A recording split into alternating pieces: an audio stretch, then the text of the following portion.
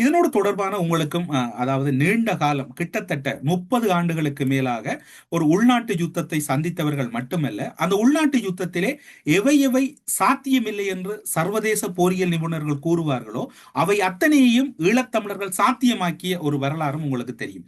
அந்த வகையில் பார்க்கின்ற போது விடுதலை புலிகளிடமும் விமானங்கள் இருந்தது. கொழும்பு நோக்கிய அவர்களுடைய இலக்கு நோக்கி பறக்கின்ற போது ஒரு கட்டத்திலே, முதல் கட்டம் இரண்டாம் கட்டங்களிலே ரேடார் கருவிகள் பொருத்தப்படவில்லை. தாக்குதலை நடத்திவிட்டு விடுதலை புலிகளின் விமானங்கள் அவர்களுடைய கட்டுப்பாட்டுக்குள் சென்றது. அதன் பின்னர் இறுதி கட்டத்திலே ஒரு முக்கியமான, அதாவது எல்லா விடயங்களையும் இராணுவத்தினர் சூழ்ந்து கொள்கிறார்கள் என்ற போது இந்த விமானத்தை அவர்கள் பயன்படுத்த வேண்டும் என்று முற்பட்ட போது அவர்களும் வவுனியா பகுதிகளிலே இந்தியாவினுடைய அதிசக்தி வாய்ந்த ரேடார் கருவிகள் இருந்தது. அவற்றின் கண்களிலும் மண்ணை தூவிவிட்டு கடற்பரப்புகளால் மிகவும் தாழ பறந்து சென்று கொழும்பு பகுதியிலே தாக்குதல் நடத்த முற்பட்ட போதுதான் சில விபரீதங்கள் ஏற்பட்டன. அதே ஒரு சூழ்நிலை தான் ஈரானிலும். இவை ஒரு ஆபத்தான பயணம், இவற்றில் திரும்ப முடியாது என்று எதிர்பார்க்கப்பட்ட போதும் ஈரானில் இருக்கக்கூடிய ஈரானினுடைய விமானத்தளம், கடற்படை தளம் எல்லாம் முழுமையாக சுக்குநூறாகி கொண்டிருக்கின்ற போது அவர்களிடம் இருந்த 2 விமானங்களில் ஒரு இறுதி முயற்சியை மேற்கொண்டிருக்கிறார்கள். அந்த இறுதி முயற்சி அவர்களை பொறுத்தவரையில் பலனளிக்கவில்லை என்று கூற முடியாது. 2 நிமிடம் மாறி இருக்குமாக இருந்தால் அது ஒரு வரலாற்றில் அவர்களை பொறுத்தவரை ஒரு பெருந்தாக்குதலாக அவை மாற்றி இருக்கக்கூடும். அல்லது அமெரிக்காவினுடைய சக்தி மிக்க ரேடார் கருவிகளும் அங்கு செயலிழந்த ஒரு சூழ்நிலை இருந்திருக்கக்கூடும்.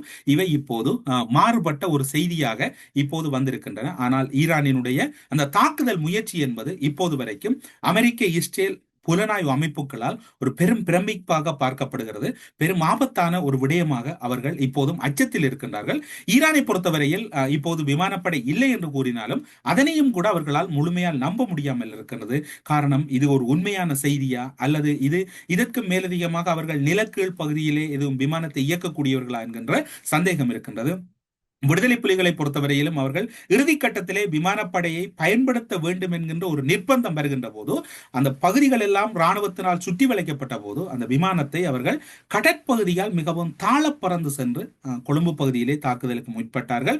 அதில் சுட்டு வீழ்த்தப்பட்டது, தாக்குதல் மேற்கொள்ளப்பட்டது என்றெல்லாம் பதிவுகள் இருக்கின்றன.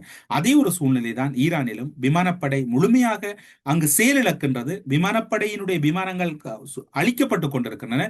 அந்த நேரத்தில் இருந்த விமானத்தை கொண்டு பயன்படுத்த ஈரானினுடைய விமானப்படையினர் முயற்சி செய்தார்கள். அந்த 2 விமானப்படை விமானிகளும் திறமையானவர்கள் என்றுதான் இப்போது சர்வதேச ஊடகங்கள், CNN அடங்கலாக அனைத்து ஊடகங்களும் கூறுகின்றன. இவை ஒரு மிக முக்கியமான செய்தி. ஊடக பரப்பிலே பெரிய அளவிலே பேசப்படாமல் இருந்த மிகவும் ஒரு முக்கியமான செய்தியாக பார்க்கப்படுகிறது.